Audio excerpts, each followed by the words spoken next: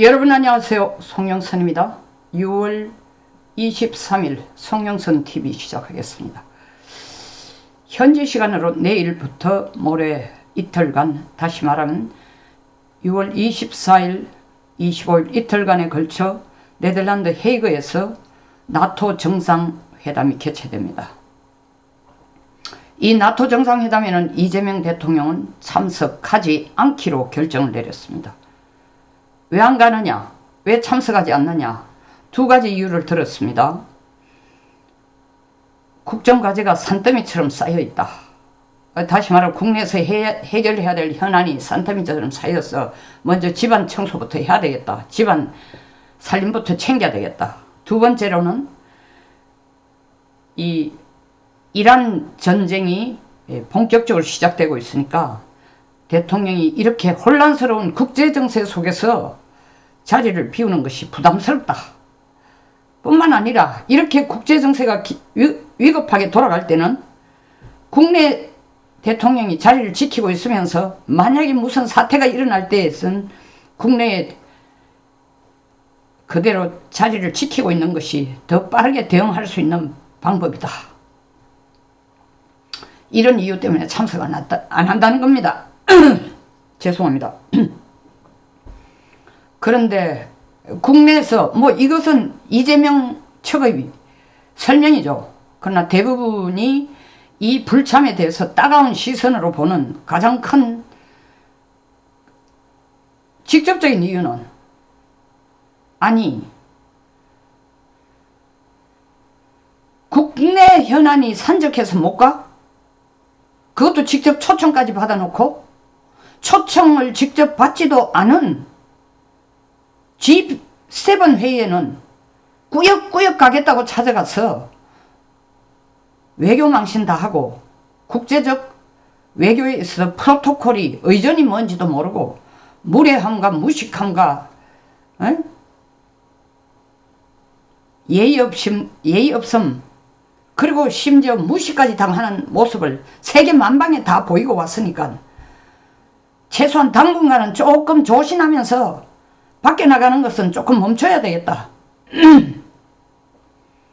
익숙지 않은 외교 프로토콜에 또 다른 실수를 저지를지도 모르니, 개망신 당할지 모르니까 나가지 말자 라는 것이 가장 큰 이유가 아니냐, 가장 직접적인 이유가 아니냐, 이렇게 보는 시각이 대다수입니다. 저 자신 역시 그런 이유도 큰 몫을 하고 있을 것이다. 자, 그러면 대통령이 이 나토 회의에 나토 정상회의에 참석하지 않는 데 대해서 나토 회원국들이나 미국은 어떻게 보고 있을 것인가? 물론 우리 국내에서는 이런 두 가지 이유를 들어서 안 나가면서도 끝까지 국제사회에 오해를 안 남기기 위해서 막판까지 참석을 고민했다느니, 그리고 또한 우리가 대통령은 못 가지만 특사라도 보내겠다고 온갖 난리를 다 치고 있습니다만은 G7에 참석한 국가들이 더 잘 알고 있습니다. 이재명이 어떤 인물이고 국제적인 체급이 어느 정도고 얼마나 무지하고 무식하고 무례한지를 다 봐왔기 때문에 그래서 안 오는구나 정도로 짐작하고 있을 겁니다. 그러나 동시에 그들이 왜 이재명 대통령이 참석하지 않는가에 대해서 나름대로 미국이나 나토 회원국들이 해석하고 있는 방법이 있을 겁니다. 첫째는 이번 회의의 의제가, 나토 정상회의 의제가 중국과 러시아에 대한 대응입니다. 그런데 이재명은 이미 대통령이 되기 전에도 여러 언론을 통해, 세계의 언론을 통해 다 알려진 게 친북 종중이라는 것이 다 드러났습니다. 그러니까 직접 참석해가도 중국과 러시아에 대응하는 나토의 어떤 결집된 아이디어를 내는데 이재명이 혼자 주머니에 송곳처럼 툭 붉어진 의견을 내거나 직접적인 의견을 안 내도 불편해할 것이 분명합니다. 친중이니까. 나토는 친미 그룹입니다. 1949년 4월 4일 날 처음 노스 애틀랜틱 트리티, 소위 말하는 북대서양 기구 조약을 만들면서 바로 창립이 된 겁니다. 만든 이유는 딱 하나입니다. 구소련의 공산주의가 팽창해 나가니까 동유럽으로 확장되니까 서유럽 국가들이 위기감을 느끼고 민주주의와 시장경제와 그리고 법치의 가치를 공유하는 나라들끼리 모여가지고 소련이 어떤 특정한 나라를 이 민주주의와 시장경제와 법치 가치를 가진 국가들 어느 하나라도 침범할 경우에 바로 집단으로 대응하자라는 소위 말하는 집단 안보 개념으로 그 당시는 12개국이 시작이 됐지만 현재는 32개국이 동참하고 있습니다. 아니 구소련 공산주의가 다 무너졌는데 왜 이게 유지하지? 유지하는 이유는 딱 하나입니다.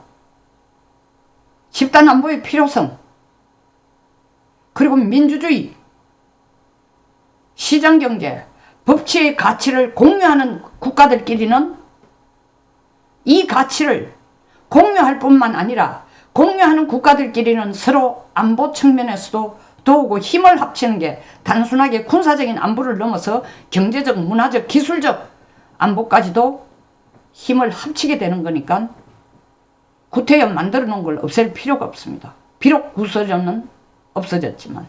그러니까 회원국이 점점 늘어납니다. 현재 32개국이에요. 한국은 나토 회원국이 아닙니다. 그런데 2022년부터 IP4 소위 말하는 인도 태평양 4개국 인도 플러스 태평양 4개국은 한국, 일본, 호주, 뉴질랜드 이 국가들을 나토의 정식 회원국은 아니지만 나토 정상회의를 할 때에 참여하는 국가로 포함을 시켰습니다. 그래서 2024년 윤석열 대통령 연거푸 참석을 했고 또한 원래 이재명 대통령에게 초청장을 냈습니다. 윤석열 대통령은 나토 정상회의에 참석해가 대환호를 받았을 뿐만 아니라 거기에서 어떤 얘기까지 나왔냐면 나토식, 물론 미국과도 그런 협력을 하고 있지만 나토식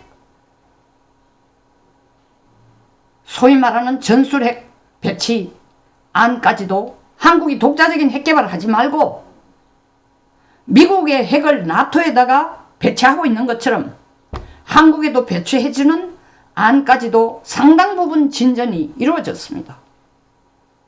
그런데 이재명이 안 감으로써 첫째, 윤석열 대통령이 이루어놓은 이 어마어마한 업적은 더 구체적인 발전이 되기는 어려울 것 같습니다. 어려울 것 같은 게 아니라 거의 친중 대통령에게 어떻게 나토 회원국들이 핵무기를 배치해 주려고 하겠습니까? 그 핵무기는 결국 친중 친북을 향해 사용해야 되는 건데.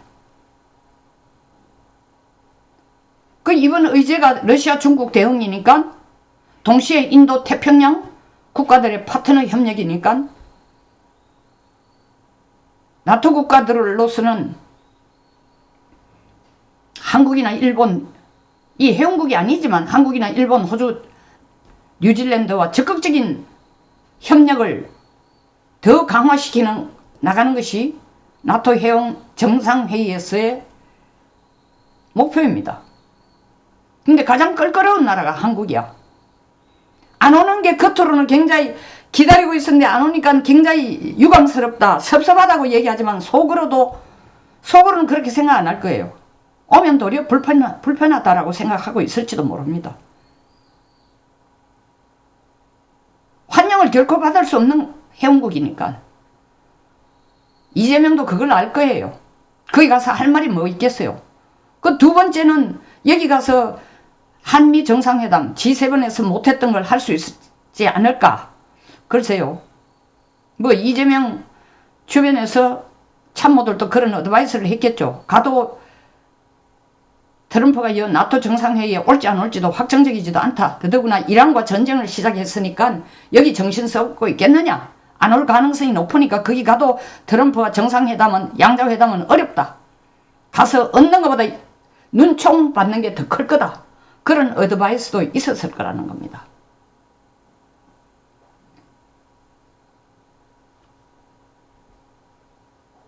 그리고 세 번째로는 나토 회원국들에게는, 미국을 포함한 나토 회원국들에게는 확실한 요번에 도장을 찍어준 결과가 됩니다. 아, 한국은 친미가 아니고 친중이구나. 러시아와 중국에 대한 대응 방안을 논하자 하니 한국은 싹 빠지는구나. 나토와 같이 뜻을 같이 할 수 있는 친중국가로, 친미국가로 가기에는 이재명 정권에서는 상당한 어려움이 있겠구나. 앞으로 한국과 군사적인 협력, 기술적인 협력, AI 이런 국방 이런 협력을 논하는 데 있어도 한국은 허심탄회한 파트너로 생각하고 이것을 논의하거나 협력하는 건 어렵겠구나. 이들에게 이런 인상을 확실히 심어줄 것입니다. 지금 잃는 게 이재명 정권이 들어서고 잃는 게 한두 가지가 아닙니다. 국제적인 이미지에 망신만 당하는 게 아니라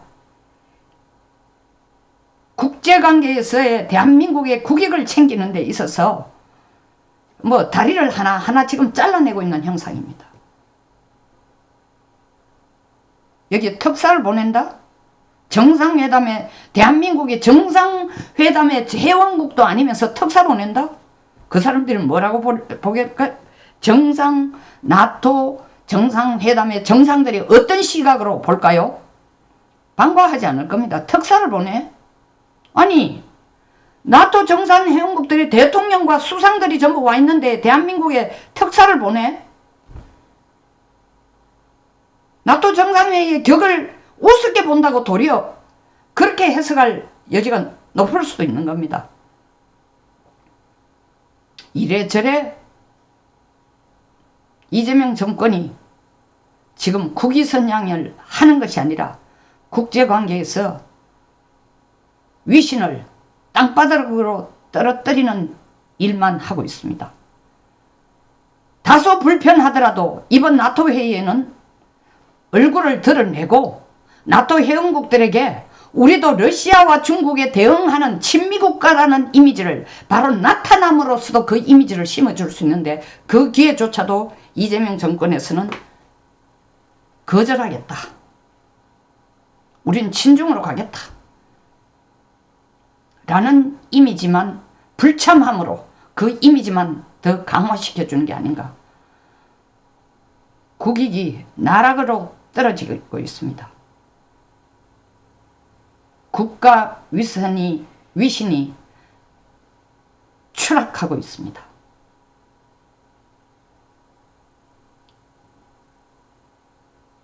국내 남아서 긴급사태에 대응해? 그리고 이란과 미국이 전쟁을 하는 데에 나타나지 않는다는 건 미국으로 하여금 너 이란 편이구나. 이란 편이라는 얘기는 뭐냐? 미국 편이 아니다. 더 나아가서는 이란 뒤에 누가 서 있습니까? 중국과 러시아가 서 있습니다. 그러니까 이번에 러시아와 중국에 대한 대응 의제가 나오면 당연히 이란에 대한 각국의 입장들이 나올 거라고. 중국과 러시아를 뒷배경으로 하는 이란과 미국과의 전쟁에 있어서 적극적으로 미국 편이 아니고 이란 편을 든다? 미국에게 완전히 찍히는 거죠. 그러니까 이런 불편함 때문에 그냥 안 간 거예요. 가서 속내를 드러내도 얻어 터질 거고, 어정쩡하게 있어도 얻어 터질 거고, 무시당할 거고.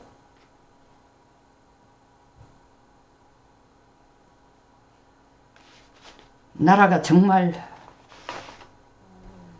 참 국내적으로도 망신스럽지만 국제적으로도 계속 망신스러운 일만 이 정권이 쌓아가고 있습니다.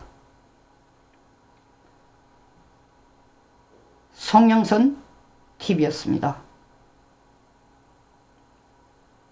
끝까지 시청해 주셔서 감사합니다.